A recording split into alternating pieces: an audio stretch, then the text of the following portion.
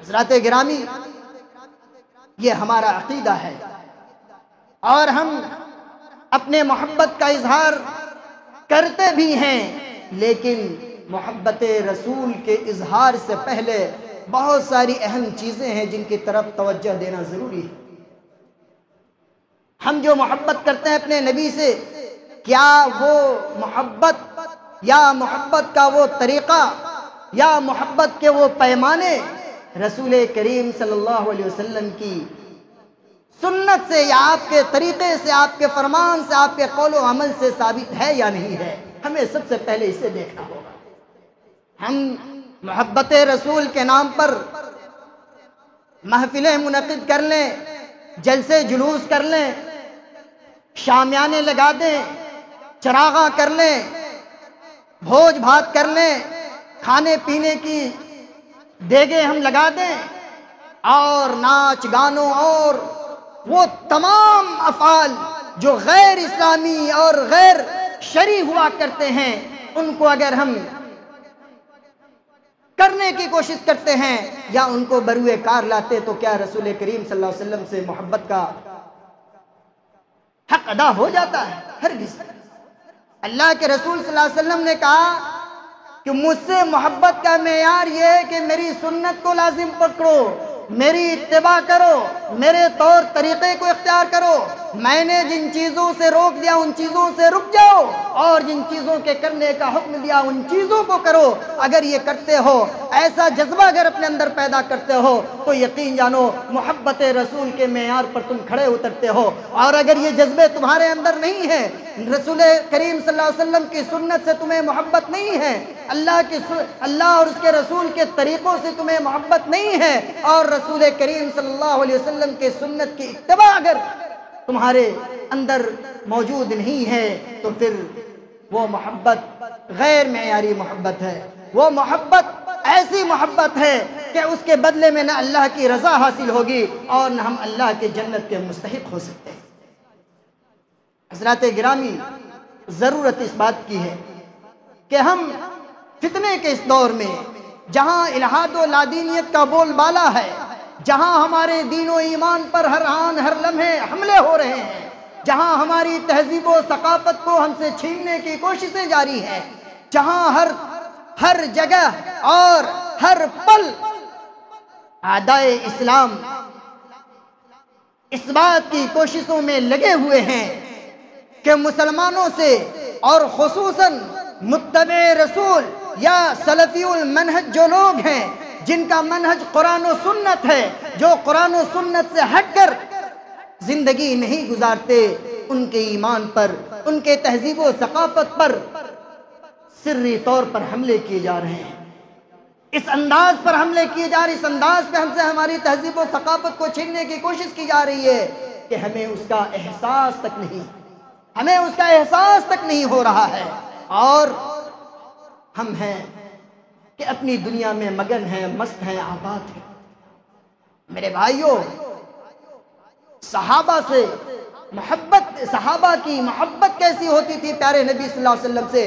اور صحابہ اپنے اعمال کی بربادی سے کس قدر خوف زدہ ہوا کرتے تھے، کیسے ڈرے رہتے تھے۔ ذرا آئیے سورہ حجرات کی اس آیت مبارکہ کو دیکھتے ہیں، جس میں اللہ جل شانہ ارشاد فرماتا ہے، یا ایھا الذین آمنوا لا ترفعوا اصواتکم فوق صوت النبی ولا تجهروا له بالقول كجهر بعضكم لبعض ان تحبط اعمالكم وانتم لا تشعرون۔ اللہ جل شانہ ارشاد فرماتا ہے، یا ایھا الذین آمنوا لا ترفعوا اصواتکم فوق صوت النبی، اے میرے بندو، اے اہل ایمان، اے ایمان والے میرے بندو، اگر تمہاری مجلس میں اگر میرے حبیب موجود ہو، میرے پیارے نبی موجود ہو، جناب محمد رسول اللہ کی ذات مبارکہ موجود ہو، لا ترفعوا اصواتکم فوق صوت النبی، تم اپنی آواز کو نبی کی آواز پر بلند نہ کرو، تمہاری آواز اتنی تیز نہ ہو کہ نبی کی آواز دب جائے، ولا تجهروا له بالقول كجهر بعضكم لبعض ان تحبط اعمالكم وانتم لا تشعرون۔ اللہ کہہ رہا ہے کہ میرے بندو، تمہاری آواز اتنی تیز نہ ہو، تمہاری آواز اتنی بلند نہ ہو کہ میرے نبی کی آواز دب جائے۔ اور سنو، لباس ان تحبط اعمالکم وانتم لا تشعرون، اور تمہارے اعمال تمہارے بلند آواز کی وجہ سے برباد ہو جائے، تمہارے سارے کے سارے اعمال غارت ہو جائے، وانتم لا تشعرون، اور تمہیں اس بات کا احساس تک نہ ہو، احساس تک نہ ہو تمہیں، اور تمہارے سارے کے سارے اعمال برباد ہو جائے۔ اور ہماری کیفیت کیا ہے؟ ہم قدم قدم پر گناہ سے لبریز ہیں، قدم قدم پر ہم اللہ کی نافرمانی کر رہے ہیں، قدم قدم پر رسول رحمت صلی اللہ علیہ وسلم کی لائی ہوئی شریعت کو اپنے پاؤں تلے رونت رہے ہیں، لیکن ہمارے اندر جو احساس ہے وہ احساس ہمارا مردہ ہو چکا ہے۔ ہم اپنا محاسبہ نہیں کر پا رہے ہیں، ہم یہ سمجھ رہے ہیں کہ 5 وقت کی حاضری مسجدوں میں یہ ہمارے لیے کافی ہے۔ نہیں میرے بھائیوں، ہمیں ہر پہلو پر نظر رکھنی ہوگی، ہمیں ہر پہلو پر دیکھنا ہوگا کہ رسول کریم صلی اللہ علیہ وسلم کی سنتوں کی دھجیاں تو نہیں اڑ رہی۔ ہمیں ہر گام پر یہ دیکھنا ہوگا کہ ہمارے اخلاق و کردار سے کہیں ایسا تو نہیں کہ دوسرے جو لوگ ہیں ان کی نگاہوں میں اسلام اور اسلام کے ماننے والے مشکوک تو نہیں ہو رہے ہیں۔ ہمیں یہ دیکھنا ہوگا کہ جو شرعی تعلیمات ہیں، جو رسول کریم صلی اللہ علیہ وسلم کی جو تعلیمات ہیں، ان نبوی تعلیمات کی ادائیگی میں ہم کس قدر آگے بڑھ رہے ہیں اور کس قدر حصہ لے رہے ہیں، اور اپنے پاس پڑوس بیٹھنے والوں کو، اپنے بال بچوں کو، اپنے عزیز و اقارب کو ہم اس بات پر ابھارنے کی کوشش کر پا رہے ہیں یا نہیں کر پا رہے ہیں۔ ہمیں اس کا محاسبہ کرنا ہوگا۔ ہمیں فتنے کے اس دور میں اپنے آپ کو بہت ہی چاق و چوبند رکھنا ہوگا، تب جا کر کے ہمارا ایمان مضبوطی کے ساتھ ہمارے پاس باقی رہے گا، ورنہ چاہے دنیا کا زندگی کا جو بھی شعبہ ہم دیکھ لیں، تجارت کا ہو، معاشرت کا ہو، معیشت کا ہو، کاروبار کا ہو، گھر میں بیوی بچوں کے ساتھ رہنے کا ہو،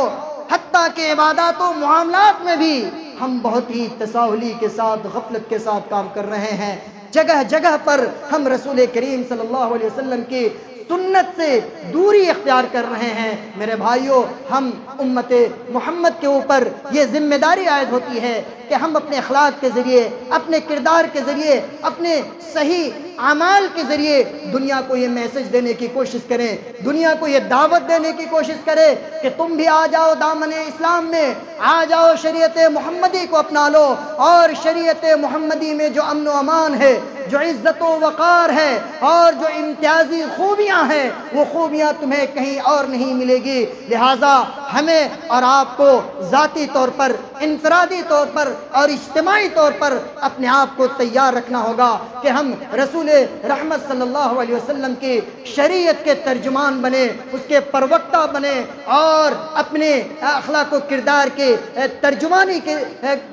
کے ذریعے ہم دنیا کو یہ بتلائیں کہ اسلام ہی امن و امان کا دین ہے، اسلام میں ہی ہر طرح کی خوبیاں ہیں، اور جو لوگ راہ راست سے بھٹکے ہوئے ہیں انہیں بھی ہم دعوت دینے کی کوشش کریں کہ اللہ اور اس کے رسول کا طریقہ یہ ہے، اس طریقے پر اگر کاربند رہو گے۔ اور میرے پیارے بھائیوں، اللہ کے نبی صلی اللہ علیہ وسلم کی وہ حدیث ہمیشہ ہمارے پیش نظر رہنی چاہیے۔ پیارے نبی صلی اللہ علیہ وسلم نے بڑی خوبصورت بات بتائی کہ من احب سنتی فقد احبنی، کہ جو شخص میری سنت سے، میرے طور طریقے سے محبت کرتا ہے، دراصل وہ شخص مجھ سے محبت کرتا ہے۔ ومن احبنی کان معی فی الجنہ، اور جو شخص مجھ سے محبت کرے گا کل جنت میں وہ شخص میرے ساتھ ہوگا۔